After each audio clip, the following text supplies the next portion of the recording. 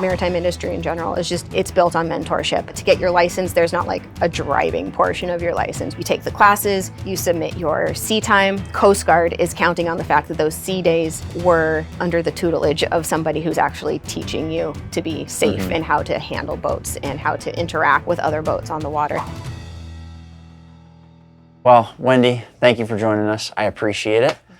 Thanks for taking the time. Oh, thanks for coming out here. Yeah, beautiful boats. I'm looking forward to seeing the other one, which conveniently is also called Vanguard. Vanguard, yes. Yes, the notes in our system get a little confusing sometimes. Yeah, Vanguard on vessel Vanguard. Exactly. That's how it goes. But yeah, again, thank you for having us. Really appreciate it. We wanted to come up here and talk to you because you're running a pretty impressive operation. Thank you.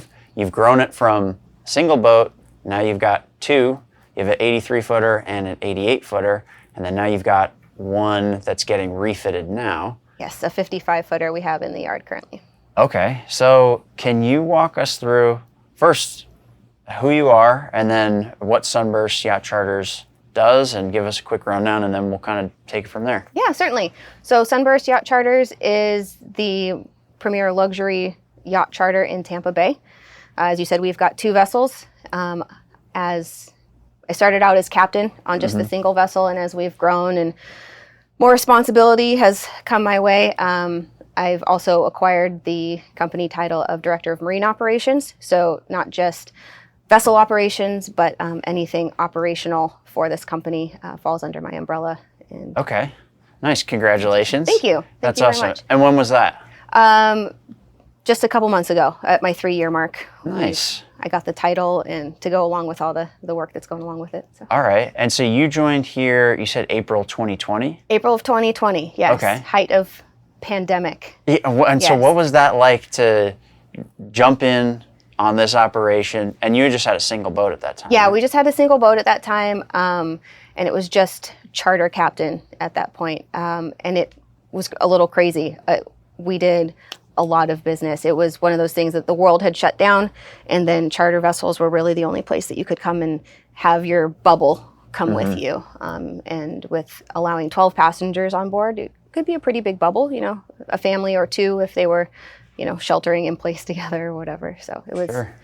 it was fantastic. And then the world opened up again and people could go other places. But the good news was we had built a reputation over the course of that year and a half or so. And Yeah. we keep going strong. Did you have a lot of people flying down from other states to do it? Or was it a lot of people locally? It started out with a lot of locals. And then as New York found out that they could come to Florida for a little more freedom, that's when we started to get out of towners for sure. As the United States started to have the who was locked down, who wasn't wars, we started to get more out of town people. Got it. Coming to hang out in Florida, yeah. So what was that like to come into the boat at that time where obviously the whole world is changing and it's pretty much pandemonium outside, but then you have a ton of people coming, and like how frequently were you running charters at that time? We were out about twice a week Okay. at that time, Wow. which, you know, for vessels of this size and the level of, I'm sorry, I just lost the word, the level of experience that we want to give everybody, that was, I mean, it was pretty busy for us. It takes us a day and a half really to get these things back to like Q-tip cleaned and at the highest level that we possibly can for the next group that comes on board. So it's, we were busy. It was a lot of work, and not only just had to keep it clean, but, you know, all the maintenance stuff that goes along with that. And with one vessel, I was, you know, keeping track with Word documents and, you know, Excel sheets and both digital and physical copies of invoices and, you know, a file for this and a file for that. And I have this stack at home and I've got everything in the computer so that I can, you know, send it to the owner or whatever. So it was crazy, but it was doable. Okay. And then we did well enough that the owner was like, yes, let's get another boat. And I was like, okay, sure, let's do it. So at that point when it started to expand, my system still worked, but it needed a little bit more help. And actually I had used your platform when it was, am I allowed to say Wheelhouse Technologies? Yeah, okay. Sure. When it was Wheelhouse Technologies at my previous captain's position. So I already knew that it existed, and it was very helpful. The company that I worked for before had 4 vessels that they were maintaining when they implemented it, and it really streamlined things. So when we got the second vessel, I was like, hey guys, let's bring us in, to the 3000s here. Let's actually use a platform that's meant for keeping track of these things, and it has definitely streamlined that part of my job, keeping track of where the money is going, kind of. For sure. Well, so can you kind of give an example? Because I talk to a lot of captains and yacht managers who use it. They came from spreadsheets and paper. What was kind of the point where you knew, okay, we got to make a change, like we got to implement something? What was it like here, and then what was it like at the last company too? So at the last company, I was really just a staff captain, so I wasn't like in the room when the decisions were made. It was just like, hey, we've got these guys coming out, they're gonna put us in their system. It's just your job to upkeep, XYZ as we go forward. And I was like, oh, that's great, because we went from like 4, 5, 6, 3-ring binders that just sat at the helm. Every time you did fuel, you put it in that binder, and every time, we had a fire inspection, that went to a different binder, and then when Coast Guard came, you had to be like, okay, here are all my binders, let's get you to where we were from your last inspection type of thing. So there was just a lot of space. And in this digital age, once it's printed out, it's already out of date. You don't have the upkeep for that. So that really streamlined the operations just between the owner, DMO, our lead captain over there, and having the staff captains be able to participate in the upkeep and keeping track of just everyday management and operations of the vessels. So my full-time mate and I, when we got 2 boats, it was becoming harder for me to just leave my computer and be like, okay, or leave me a stack. I'd come back in, and then I would have to take the stack of receipts and invoices and then input them. So now at this point, it's gotten more so that he and I can work in tandem and together. So it's not just like, your job is this and my job is this. It's, we can come together. I see when he's updated things. He can see when I've updated things. I can shoot him invoices. I can just upload invoices to the correct work orders. And we can keep track of things in a closer to real time, instead of me sitting down at the end of the month and drinking 1,000 cups of tea just to get everything loaded and, in a place, so that if the owner says, why did we spend X amount on a pump? I'd be like, oh, this is the pump, this is the vendor, this is the invoice, these are the pictures of the old pump and why it failed. This is all of the information for the new pump, serial number, manufacturer, date of install. So that way in 3 months, if it fails, I go, oh, didn't we just install that? I can go back and look, and then we can call the vendor or the manufacturer and be like, hey guys, this pump is supposed to last until the zombie apocalypse. Why did it fail after 3 months? That kind of Get the replacement, get it taken care of, and then you can show them hey, look, this was done. And we have who did it. If it's a company or if it's just, the owner, like a tech or something like that, we have a paper trail, we have a digital trail, so that way, if I drop dead, or, they can go back and they've got steps that they can follow, strict paper trail. Yeah, like that. Well, it's like if you drop dead too, or if it's like even if you move on to another opportunity and another captain takes over, that continues as well. But also what we're hearing too is as people come in, you have new team members, look at the boat, here's the lay of the land. The cool thing about yachts, and also the frustrating thing about managing them, is that it is like a little city on the water. You have every single type of system that a city would have from if you get it in your home, we have to make it on board somehow. So and it's kind of mind-blowing. It's really impressive that people run these and run them to the level that they do. It's very cool. Well, and so you mentioned the owner of this too, keeping track of some of these things. As you run a business like this, you're running a team. How many people on your team now? We currently have 3 full-time crew members. I'm actively trying to hire a 4th. get somebody trained before the third boat comes, and we're even farther underwater than we currently are crew-wise. And then in the office, we have our vice president and we have a director of marketing and business strategy. So strategy, there's another T in there, sorry. So 5 of us total, 6 on the horizon with an extra crew member. So cool. We're small. We're a very small company. We've really only been in business like full tilt like this since 2020. So we're a young company. So it's all hands on deck, so to speak. I want to talk to you about the mentorship to go back to the crew, but just in terms of like communicating with the leadership of the company and everything like that, what is it that the yacht captains, what are they looking for? What are the ownership of a yacht charter company or somebody that owns like a boat that they're chartering?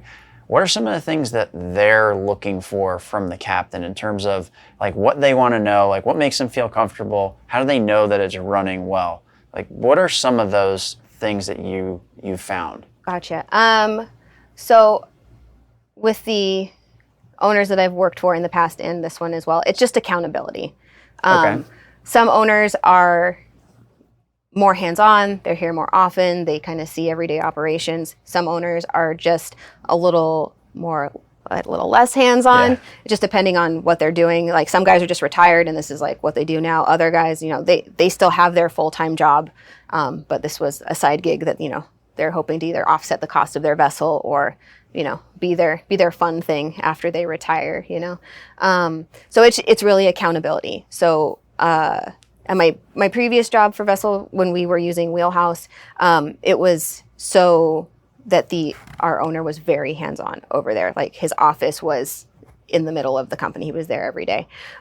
So really it was a way for him to make sure that his captains were doing what we were doing, which, I mean, honestly, that's pretty easy to figure out. Like if your boat starts to sink, or things catch on fire or, it doesn't work, like your captain's not doing what they're supposed to. It becomes pretty obvious.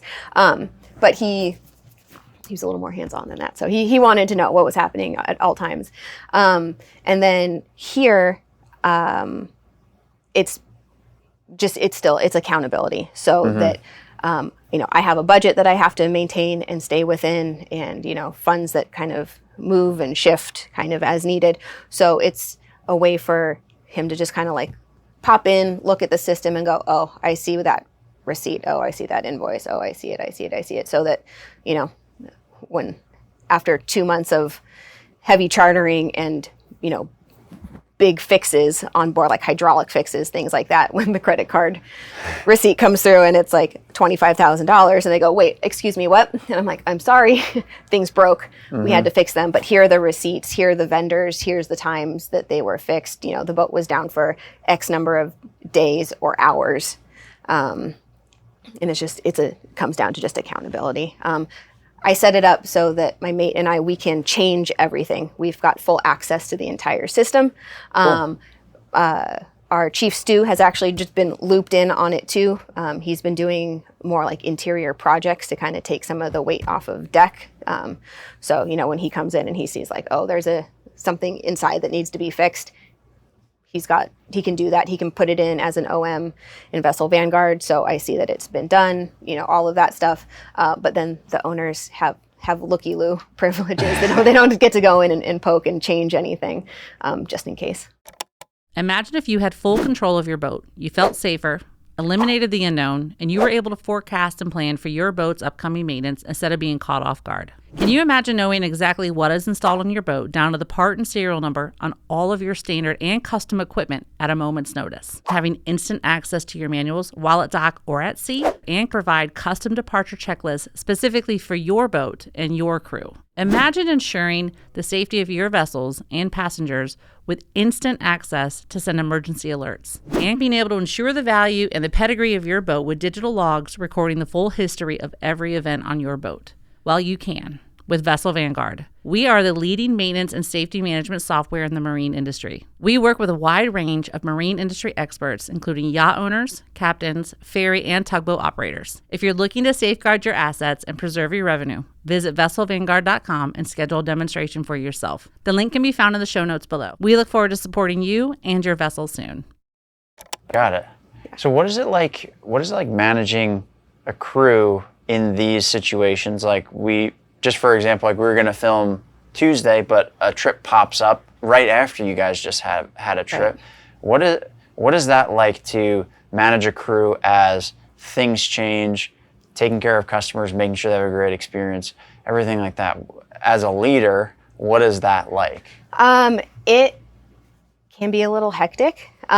This industry, the maritime industry in general, it's built on mentorship. To get your license, there's not like a driving portion of your license, right? You take the classes, you submit your sea time to the Coast Guard, and the Coast Guard is counting on the fact that those sea days were under the tutelage of somebody who's actually teaching you to be safe and how to handle boats and how to interact with other boats on the water. Yes, we have tests that say like, oh, you got to pass 90% on your rules of the road. Like you need to know it.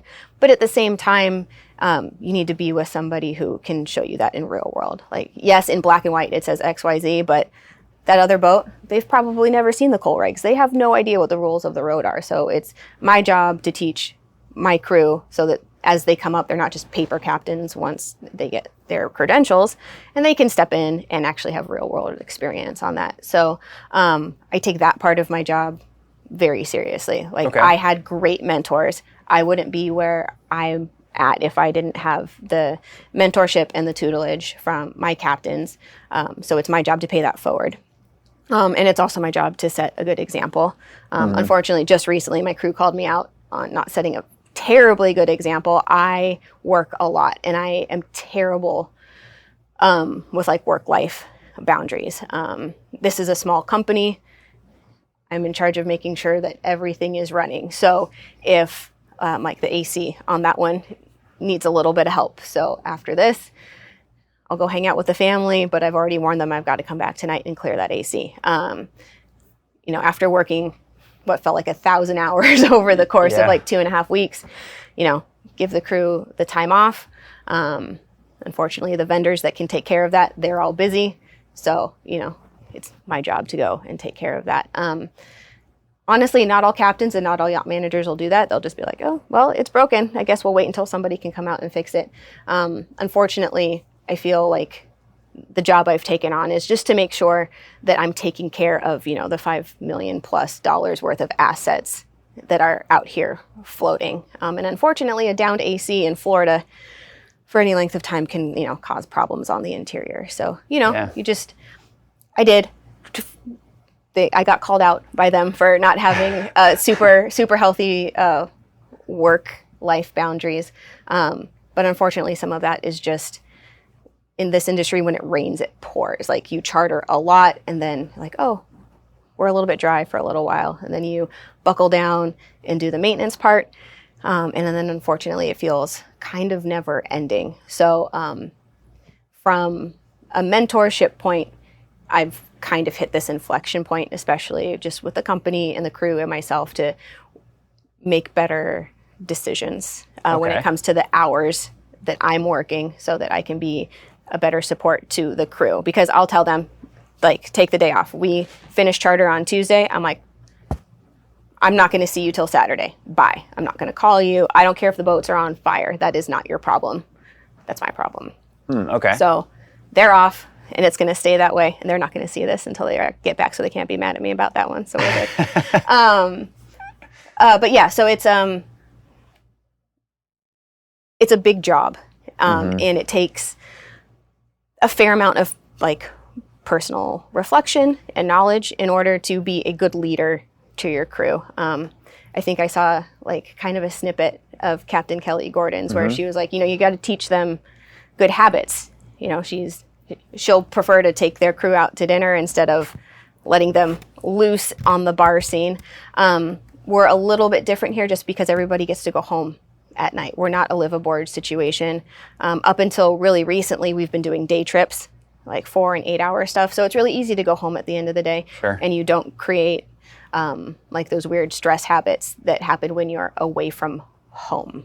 Fully away from and home. working 1,000 hours on charter, and that kind of thing. So And in a tight space too. and we get to spread out. We get to go to our respective homes and be like, I'll see you guys in 24 hours. I'll see you guys in 3 days. Something like that. Just kind of feel like yourself again. You get to recenter at home, in a situation that is not work.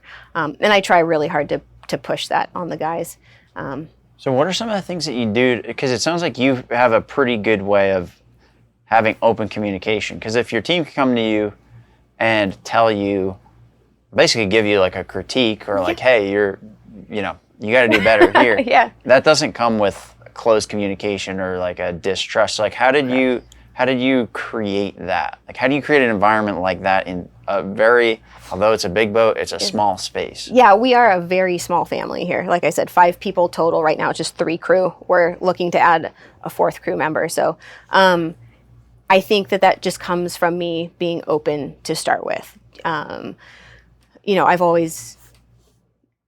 Everybody meets a new captain and they're like, oh, I can't tell the captain. I got to, just do my thing. If the captain knows and I'm in trouble. I tried to make it very clear, especially at this company, but the other companies where I've been in a captain, like middle management kind of position, Sure. is that I'll do my best to come to you. Like, you can tell when people are having a bad day or they're just tired or whatever. And it's your job as leader to be like, go take a break. You're like, go sit in the AC. Like, go have some water. Go sit in a corner. Go sit on your naughty step. No. Go, just take some time for yourself. Like, but sometimes it is that. Yeah. It's like sometimes it is like, all right, you're also out of line too. Like how do you've got the piece where you can go to them and say like, hey, I see something's off and like, I'm here to help you out.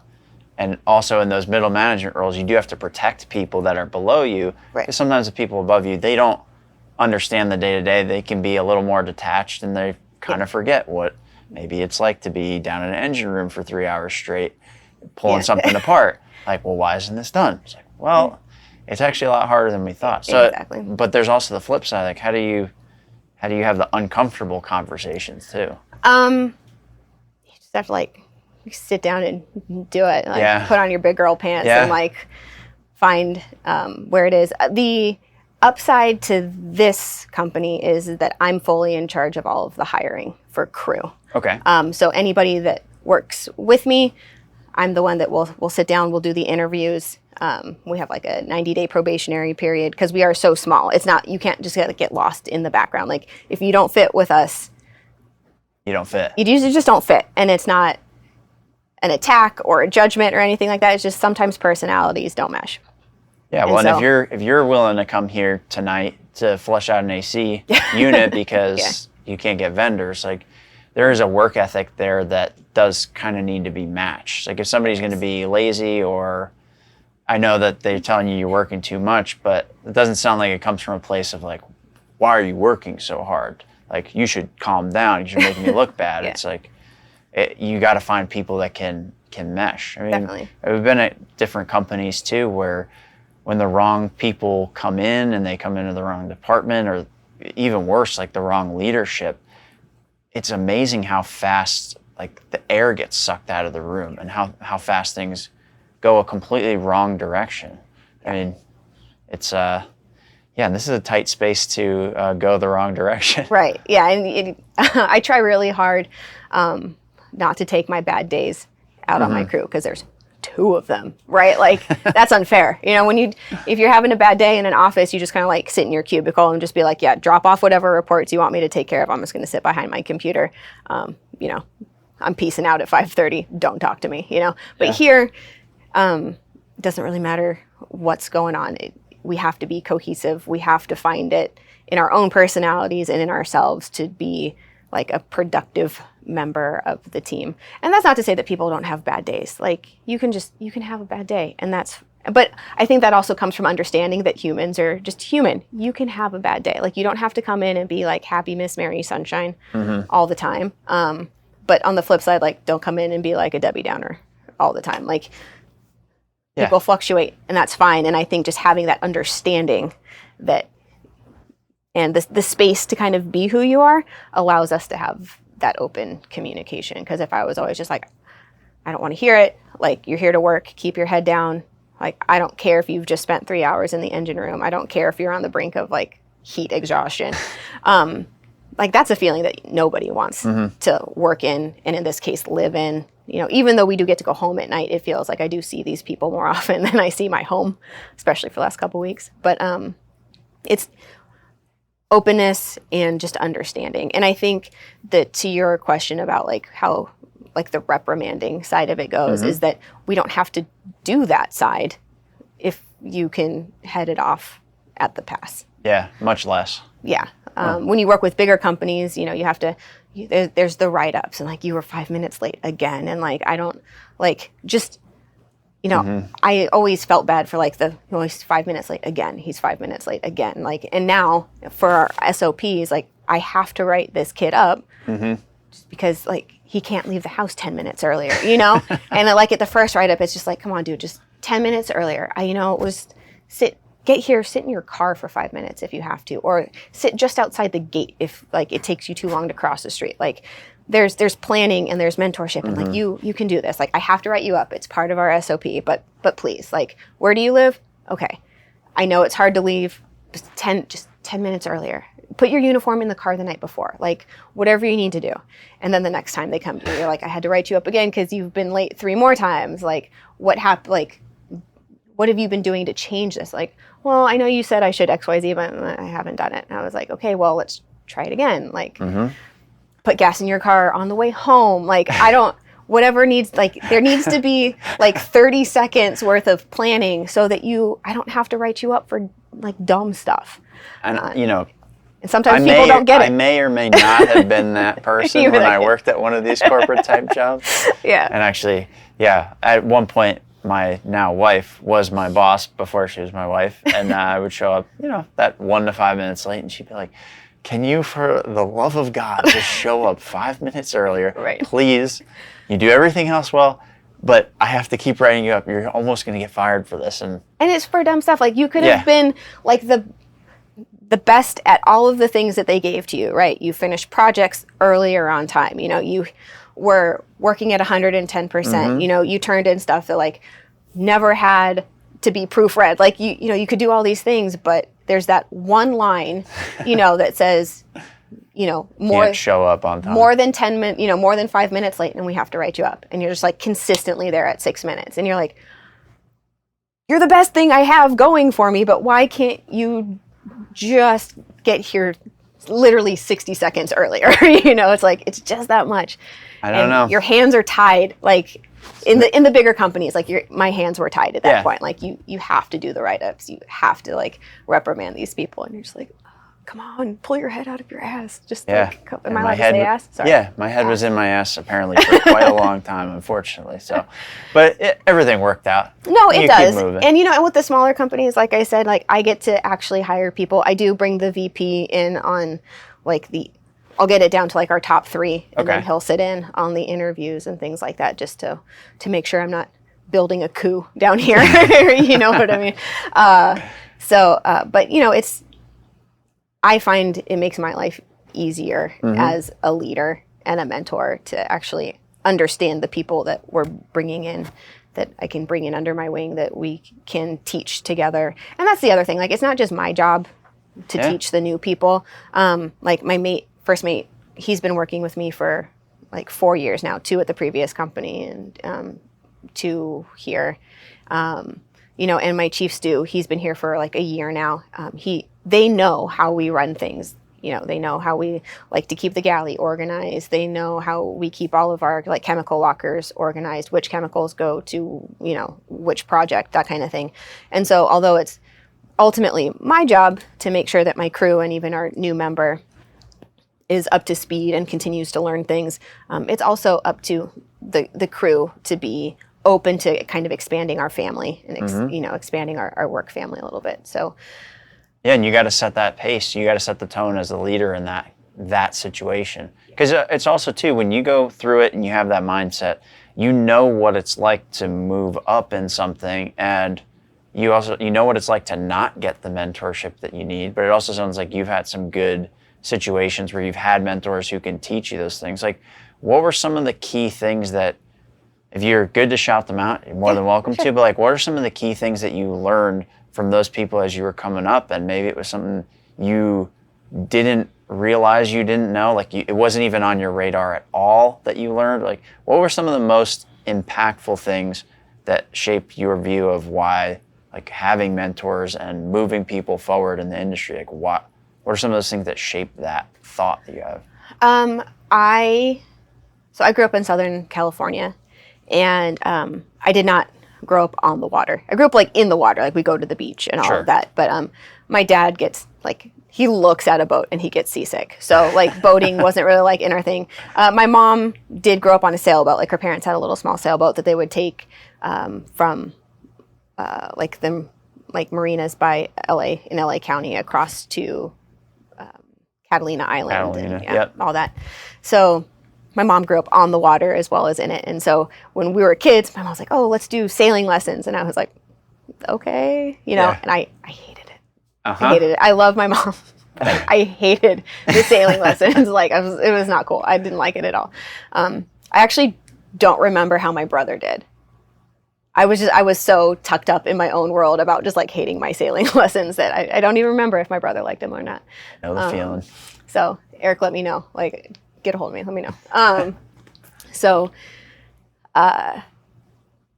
I didn't have like the experience growing up of like just being behind the helm and like all like of that. The family mentorship of being in boat. Yeah, which a lot of people in our industry do have. I didn't have that. I didn't have that. I didn't go to maritime college. Like I just kind of fell into it. So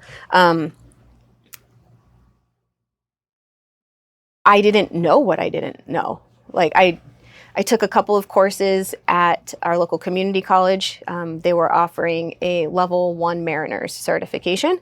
It happened to have a maritime environments class in it, like basically a weather class. And at the time, that's what I wanted to do. I wanted to go into the science side of meteorology, working with climate change and how really the weather patterns, coastal weather patterns, are going to change with a change in sea surface temperatures and just like overall global temperatures. Like that was what I wanted to do, and thought, I should at least take a class in weather before like I just go for it, right?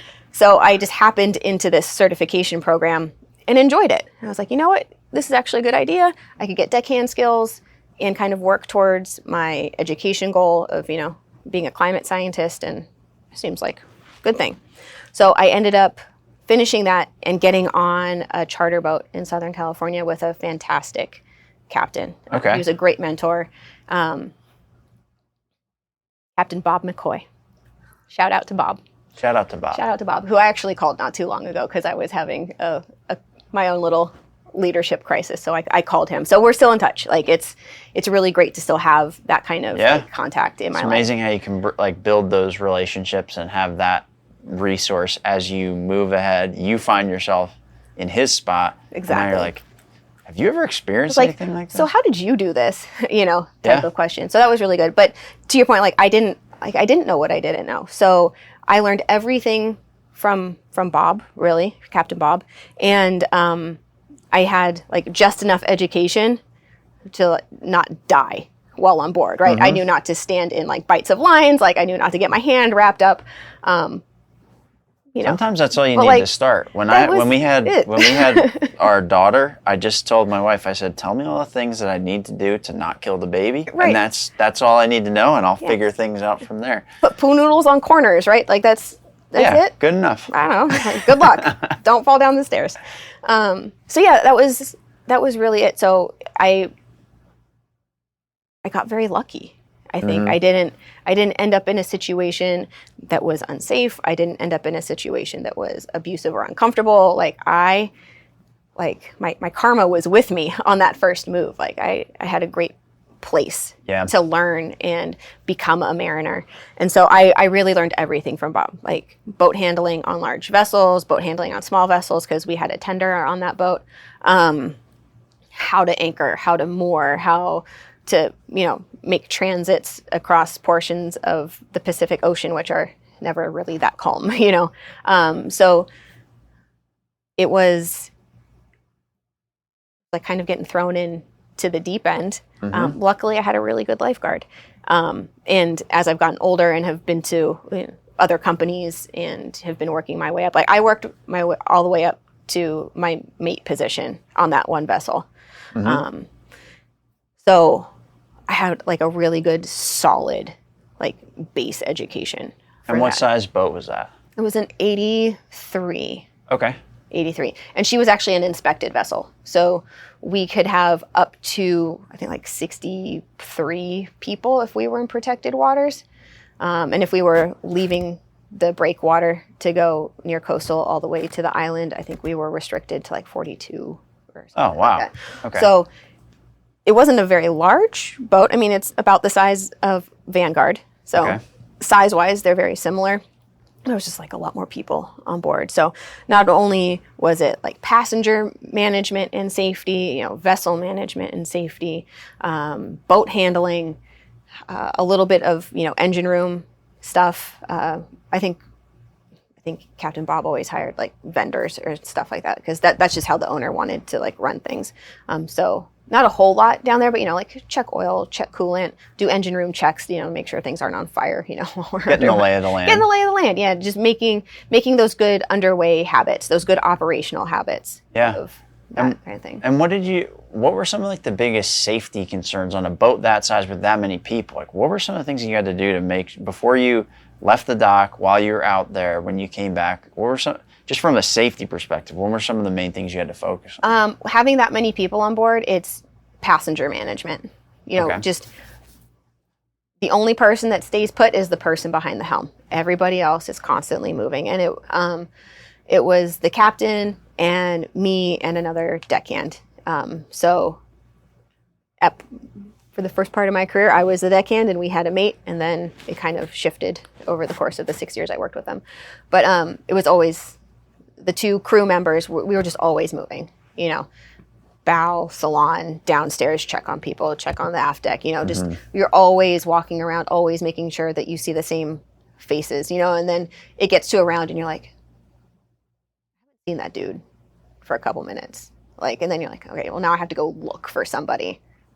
And they're usually like in the bathroom or, like they've decided to like pass out in the stateroom or something like that. So, but it's just having that built-in practice, like almost like muscle memory, right? Where you're just like, okay, we're going to keep moving. And then all of a sudden you're like, that dude's gone. Where'd he go? Then we make sure he's still on board, and then it's just management, and there's skills that, I don't think I would have just like known as a 20-something, Captain just said, no, keep moving. You can come up and check on me, but you've been up here for 60 seconds. I don't need anything. Beat feet, go around, just keep walking. So, 13,000 steps on it, like an 84-foot vessel, in circles. Go the other way a couple times so you don't get dizzy. Really big hamster wheel at that point. Yeah. Yeah, exactly.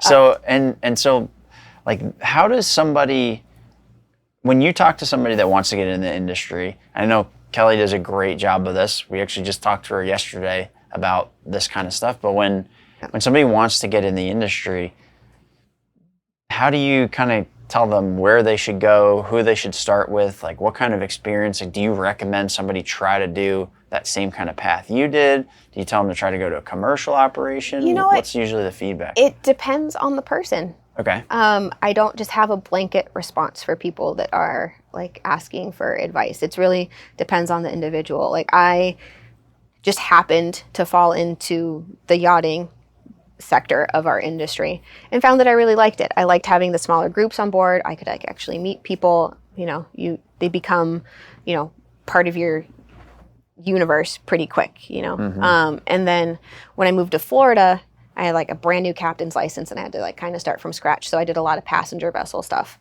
dolphin excursions, pirate water taxi. Okay. And then the dinner yacht Starship.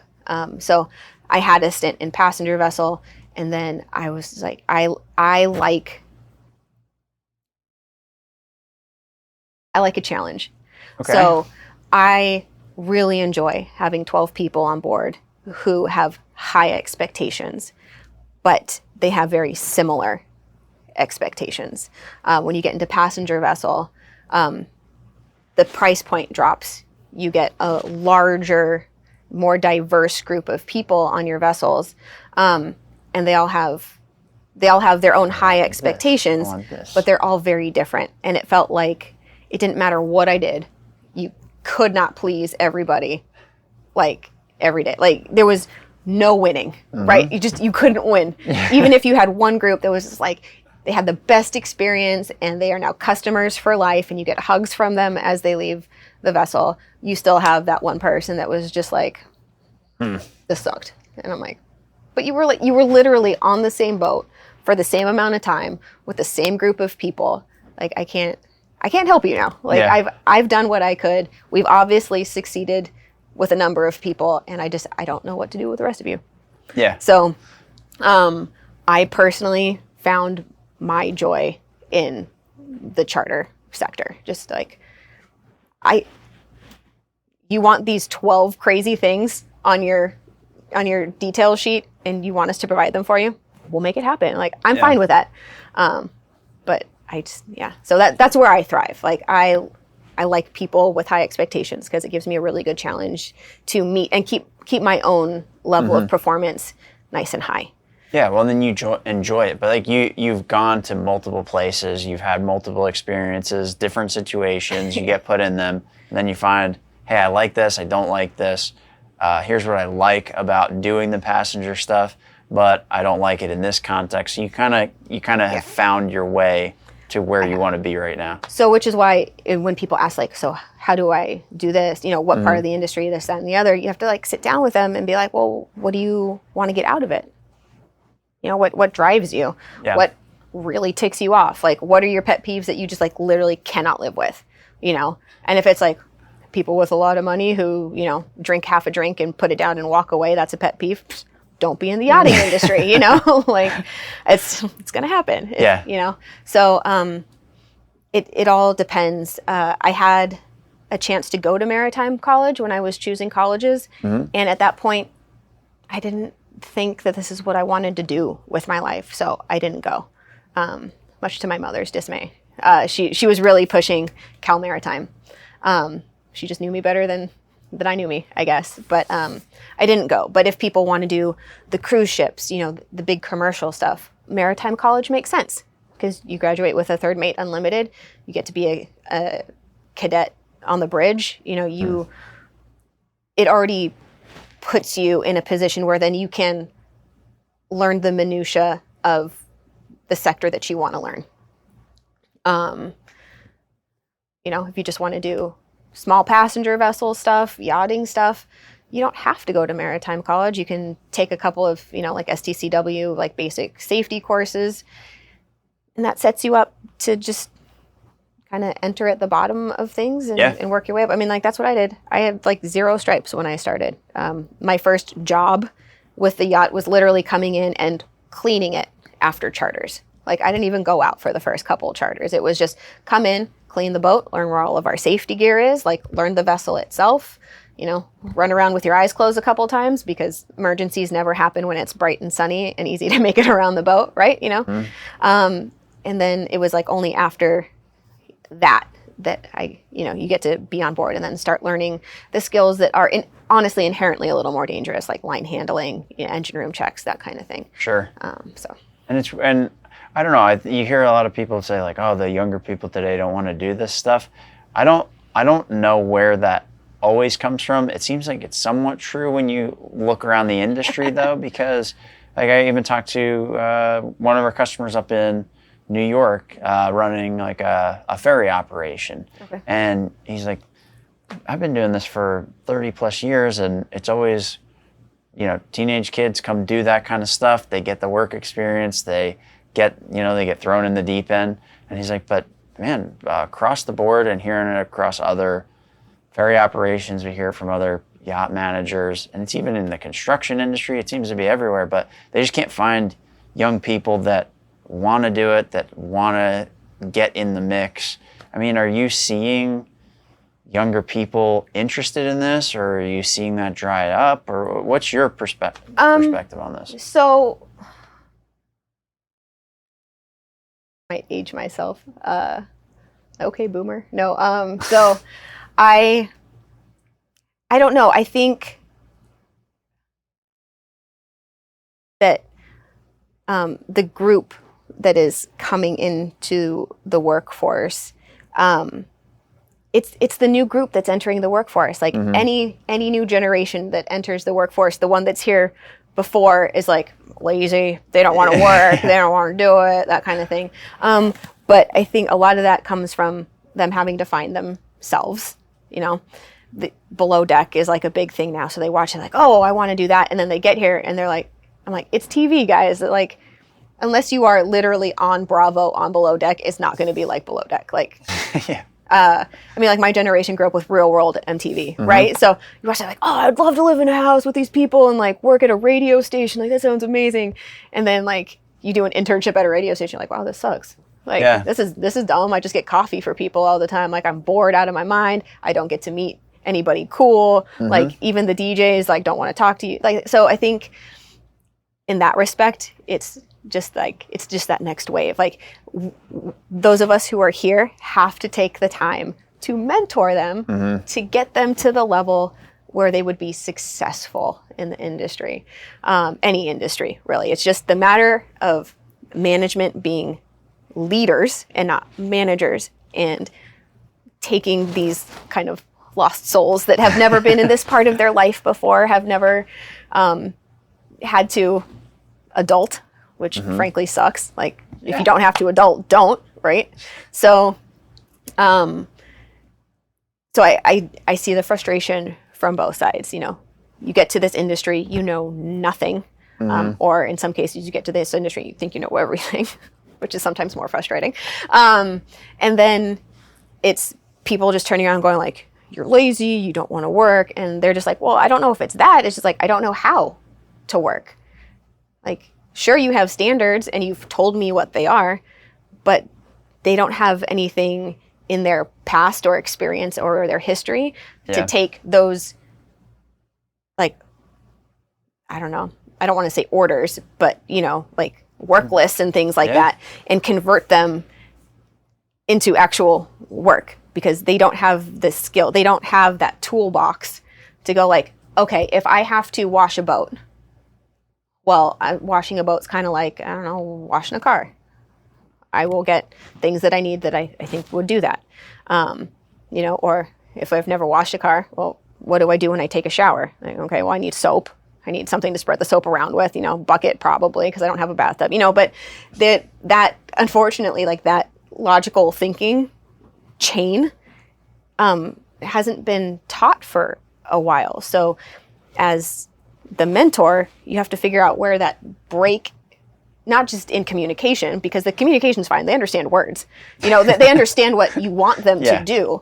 They just don't have the toolbox or the critical thinking in some ways to take the tools that they have and convert them into this new situation that they're in.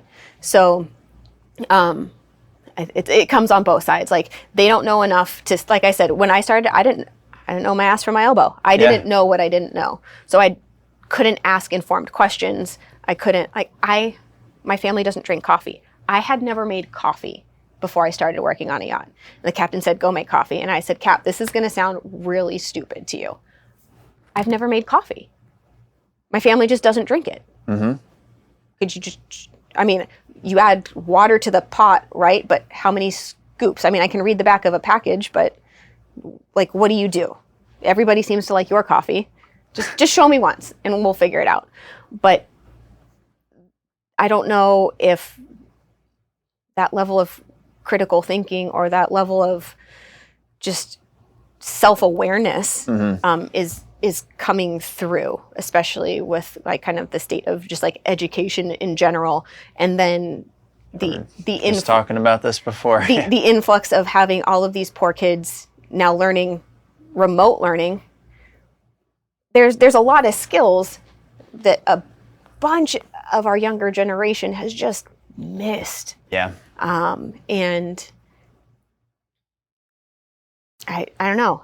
I do think it's our job to help. But yeah, I have seen definitely, but like that's what those interviews are for here, especially with crew and like that 90-day probationary period it's like, it is my job to figure out where you are lacking, not just as a crew member, but like kind of as a human being, right? In general, like the whole package, and then get you to a functional level. And if I can do that in 90 days and we still fit, or at least I see promise in that, then yeah, you stay, you're part of the family, right? Yeah. And we work from there.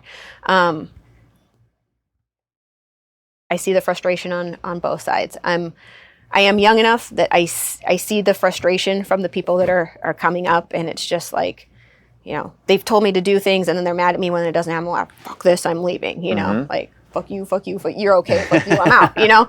And I do get that. I'm not old enough quite yet that I do remember those moments in my early 20s where I was just like, none of this makes sense and nobody's willing to help, so I don't need you either. Peace out. And so I think it's, you gotta bridge that gap. Yeah. It's our job to bridge that gap. You know, you don't learn if nobody teaches you.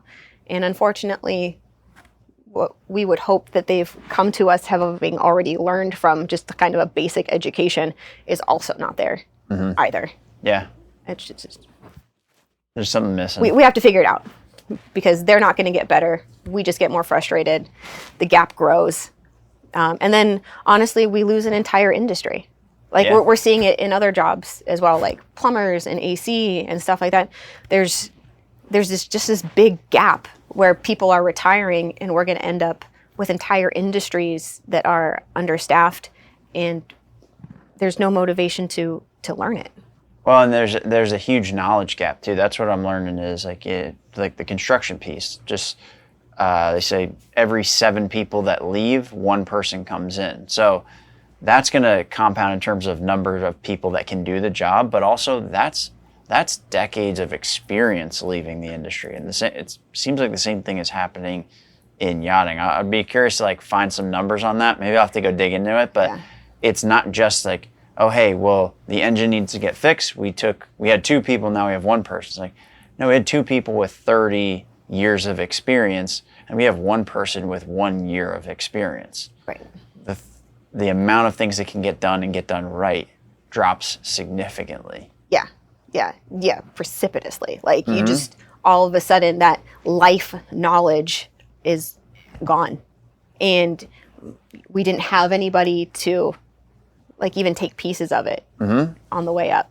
Yep. You know, you can read all the manuals you want. My mate and I joke that if something can be fixed by like duct tape and a couple of monkeys, like that's our job. Like if we can watch some YouTube videos and we can figure it out, like that's our job to at least like try. Because that's how you learn vessels. That's how you learn new skills, whatever. Like we'll give it our best shot, right? Yeah. Neither of us are engineers. Both of us were on the captain's track. And even that's years of experience on its own. These people that want captain engineers, I'm like, those are 2 very different paths. If you want somebody that's good at least one of those, you need somebody who's like good at one of those. Pick a track. You know? Yeah. There are some people who've been in the industry for 30 years and they do have both of those skills, but they don't have people skills, you know? Yeah. Like, so I have another mentor. He can fix anything. He's had an unlimited ocean. He's taken like huge vessels that are going to be decommissioned like across large bodies of water. He tells stories like how he would like sleep next to a fire, like sleep curled up with a fire extinguisher because he wasn't sure the boat was not going to light on fire, like during the transit type of thing.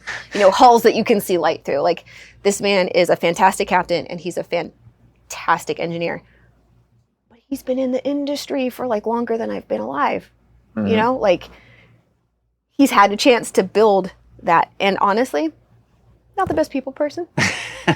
I love him to death, but he's not somebody you want to be like welcoming multi-million-dollar clients on board. You know, Sure. You know, everybody has their skills, but you know, it's like that triangle, like good, fast, and cheap. Like you can have 2, you can't have 3. So, but yeah, it's that lifetime of knowledge that's not getting passed down. Yeah, it's kind of a scary feeling, but we'll see what happens with it. One of the other things that I wanted to ask you before we wrapped up was about the bareboat charter versus, so what are the two? So Coast Guard breaks down charterable or like rentable vessels into like kind of three main categories. There's an inspected vessel category, there's an uninspected vessel category, and there's bareboat charter / recreational vessel. Each come with a different level of scrutiny and like number of inspections by Coast Guard annually type of thing. So an inspected vessel is going to have like the most scrutiny. You get annual inspections by the Coast Guard. They come by every 2 years. You got to pull the vessel out and they do like a series of like out of water inspections for it. So like those vessels, because they carry can carry quite a few people, their level of scrutiny is quite high. If like a big dinner boat goes down in the middle of the night, during a dinner cruise, that's a lot of people for Coast Guard to come rescue. Yep. Then the next level down from that is going to be an uninspected passenger vessel. And those are broken into like under 100 gross regulatory tons and above. Below the smaller boats, they are considered 6-packs. So when you get like your 6-pack license, you can take up to 6 people for hire out on your vessel. Sure. Both of our vessels are over 100 gross tons, so we get the 12-pack, so we can have 12 passengers on board. And again, that's just Coast Guard's way of saying, you're not really regulated by us, so we're going to reduce the number of lives that we're willing to let you put at risk. Got it. Because my mate and I both have come from an inspected vessel background, we keep our own like internal safety standards high. Sure. That's just what we're used to. Like when you look at the handbook and you're like, I don't have to inspect that every week. Well, that seems weird. Let's just keep inspecting it every week because like I don't really want to die. Like this, like I want to go home every night. I'm sure everybody else does too. So we'll add that to our weekly checks, monthly checks, quarterly checks, which is actually where Vessel Vanguard comes in quite handy. So it's all mapped out for us so that we know. But and then bareboat charter and recreational vessels are very similar. Like if you have your own boat, that's a recreational vessel. You can take it out whenever you want. Coast Guard doesn't really care. If it looks like you're drunk or it looks like you've got too many people on board, they'll pull you over and ask you to produce enough life jackets for everybody on board or, prove that you're not drunk behind the wheel or whatever. Bareboat charters are much closer to recreational vessels than they are to uninspected passenger vessels and not at all like inspected vessels. Mm-hmm. So the bareboat charter industry is full of smaller boats with owners that have decided that it makes sense to rent them out while they're not using them, right? So under a bareboat charter agreement, you're, as the charterer, you're allowed to have 12 friends on board, and you have to pick. It is your job as the owner to choose your crew and hire them for the day. A lot of the companies around here will give like a list of captains that they've pre-approved, but you don't technically have to choose from them. I'm sure there's somewhere in their contract that says, please, but according to regulation, they cannot force a captain on you. It is your choice to pick whoever you want. So if you do a bareboat charter and you sign the contract, it's basically you own that boat in quotes for that time. In terms of ownership, you take on all the risks, you take on all the liabilities. But in those cases, if you just charter that, you don't technically need to have a captain on board, or do you? The insurance company for all vessels will like that is going to want a Coast Guard endorsed license on board, especially anything 65 feet and above. But as the owner of that boat for the day, it's technically your job to source your crew. You can have whoever you want. They could be paper. They could have just gotten their license in the mail, and like the regulation says that there's a captain that meets that, cool, they're on board. But if they've never driven a boat before, whatever. Anyway, so you as the owner for the day, because that's what the bareboat charter agreement is that you are taking responsibility for that vessel, that crew, and that people as the day owner. All of that liability falls on you. If the crew does something wrong, if the boat catches on fire, if God forbid, one of your passengers drowns or, breaks a leg or something like that, you as the owner for the day are responsible liability-wise for anything that happens on or with that vessel for the period of time that you are the owner.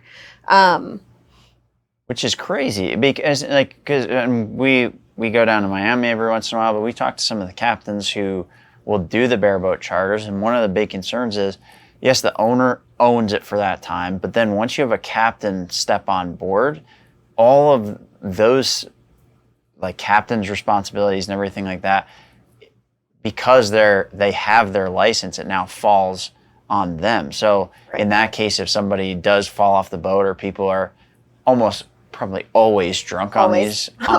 Even the big ones, always. Yeah, it's an insane amount of liability for the captain and the crew as well. Crazy. And they get brought in, maybe you make a few $100 for the day, but it's like, how would somebody that's a captain protect themselves in that case? Like, it seems unlimited liability. You may not know the vessel. Like, you might be on the roster for 4 or 5 different boats, but you only see one every few months. You as the captain don't know the maintenance schedule.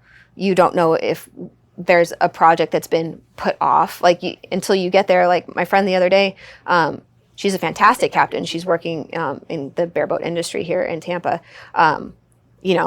She got to the boat and the windlass wasn't working. She's like, well, how am I supposed to have an emergency anchor? Like, if something goes wrong, I don't have an emergency. I mean, besides the point that, like, we're meant to go somewhere and drop anchor so that people can get in the water and play. But, like, there's that safety standard of, like, I now have a piece of safety equipment that's not functional. But you don't know that until you get there and or try it, and then it's a little bit too late. So there's a lot of responsibility that falls on these captains to work on vessels that they don't know the history of. I mean, like, if we could get, like, a vessel vanguard, like, if just the management companies do a vessel vanguard system, then it would be easy enough to give these captains, like, not so that they can go in and, like, change things, kind of like the access that I've given our owners, just to, like, go in and poke around. Then at least those captains can go in and see, like, just the maintenance history for, like, the 3 months that they haven't been on that vessel. Like, they'll see open OMs, they'll see open PMs, they'll see things that haven't been touched for months. And you're like, well, how come nobody's inspected the anchor chain in 3 years? Like, that's something that we should look at, right? Or what's going on with this? Because like, if you're a pilot and you get on a plane, like, you can look at the logbooks, you can look at the flight logs, you can see all that stuff. Mm-hmm. And none of that is expected of a bareboat charter. Mm-hmm. It's up to the captain to keep their own logs to make sure what's going on.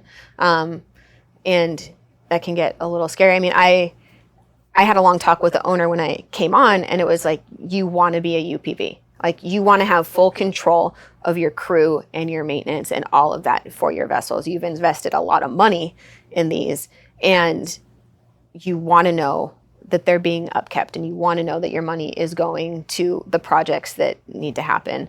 And on top of that, you want a crew that knows the ins and outs of the boats. Mm-hmm. I mean, they're boats, right? Like, you leave one night and everything's great. You come back the next morning and your AC doesn't work. And you're like, okay, well, add that to my list of things to do today.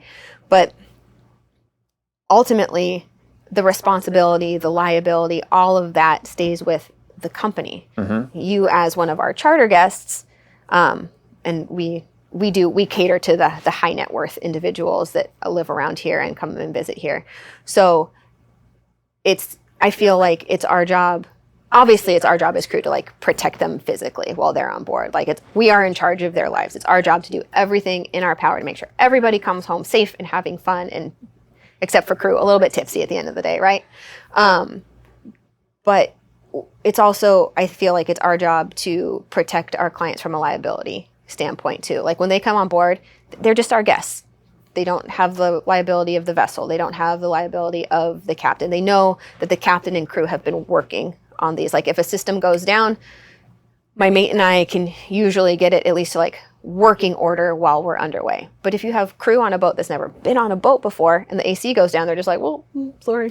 It kind of looks like the one I've worked on before, but I don't know where all the tools are. I don't know the little tricks, like look at it sideways and give it a kick, and maybe it'll come back up. Like, those pieces of the puzzle That you learn when you build a relationship with the boat, with the crew, everything like that. Exactly. They don't exist. So, I mean, in our respect, the Vessel Vanguard system allows the owner to look at it, but from like my friends that are doing day work and working on vessels, it would just make more sense for those owners to have a similar system and give them like login rights so that they can just be like, oh, okay. Or I know it's not working. Hey, you know what? I've got a couple extra hours before my charter. How about we talk about some compensation? I'll go in and fix it because I feel like it's a safety thing and I would like to have it working before I go. But unless there's a way for you to like look at that stuff, there's no way to know, because honestly, we're kind of we're not a very big marina around here. We all know each other. All of the day captains like have worked together or work on similar vessels. So it's easy enough to be like, hey, just so you know, psst, it's not working, just so you know. But even that communication doesn't happen. It would just, I don't know. I think it would just make things safer in general for the captains specifically, because it all falls on us. Like if something goes wrong when you are on the water, it is your fault. It doesn't matter if a passenger has done something stupid, if a crew member has done something stupid, if an owner has decided not to pay for a fix and, one of your through holes busts open and you take on water. Like those are checks that is knowledge that the Coast Guard expects the captain to have. Yeah. So it puts the captain in a position that can be a little scary and a little sketch. And I have mad respect for our bareboat charter captains that are safe and tow a fantastically high bar for safety for themselves and their crew and their passengers. But they have a level of responsibility that stays there whether or not they've been working on that vessel for weeks and know the ins and outs of it. So, well, and it comes down to too, when you look at a lot of these lawsuits and when accidents happen and things like that, a lot of times they go back and they look for negligence. Like just reading through some of the lawsuits from different marine all lawyers. All of the NGSB reports, yeah. Where's the negligence? Who do we pin this on? It's always, every initial paragraph at the top always starts with like negligence. And just going back to your point of, you're running it as a business, you have the system, you can go back if something goes wrong, go to the Coast Guard, the police, the lawyers, whoever's involved at that point, say, no, it's not negligence. We took care of this, this, and this. It's all right here. I have pictures, I have receipts, I did all this stuff. And that's kind of the scary part when I talk to captains about on the bareboat stuff is like, there isn't that. There's not that thing to go back to. You got maybe a pre-trip, post-trip checklist. Yeah. And sometimes that's all you're working with. And honestly, a lot of our bareboat charters around here, that is literally the captain's responsibility. Like my friend, she will, she does all of her pre-checks, but that's all you have to go on. Sometimes things don't fail until, they're warmed up or, you've got a couple of hours on them or, it's just, they're boats, man. Yeah. Like I said, you blink an eye and now something's broken. You're like, crap. I guess I'm fixing that now too. Again. Yeah, exactly. Well, hopefully not again. Hopefully I can go back and be like, no, that was fixed. This is its friend. Yeah. Well, Wendy, thank you for taking the time to go through this. Is there anything else before we wrap up that you want to touch on? I don't. Thanks for the sea kit. Yeah, no problem. Super stoked about this thing. Cool. I'm glad. No, I honestly recommend Vessel Vanguard to all of the captains that I've talked to. I know that I was going to try and get you guys set up with a couple of the other guys around here, but they've been swamped and I've been out of town, so I haven't been able to kind of put that together. All good. But I will. We'll circle back with them. Don't worry. Okay. We'll touch base with them. Yeah. Captain Gil Castillo. I'll send you his contact information. Cool. He's manages a couple of the vessels up here, and I think unfortunately it's all different owners. That's cool. So we'll make it work. We'll reach out to them. Getting everybody to line up is. I'm getting one person to make a decision in this industry is enough. Try getting like 4 owners to make the same Oh, yeah. Same decision. We know how it goes. But thank you for joining us. I really appreciate it. This is really cool. And I'm glad we can get some insight into what it's like to run some of these boats. And thanks for shedding some light on this, the difference between these bareboat things. This has been a question I've been talking to a bunch of people about, and you laid it out pretty nicely. So thank you. Thank you. You're Appreciate it. All right. Thank you, everybody.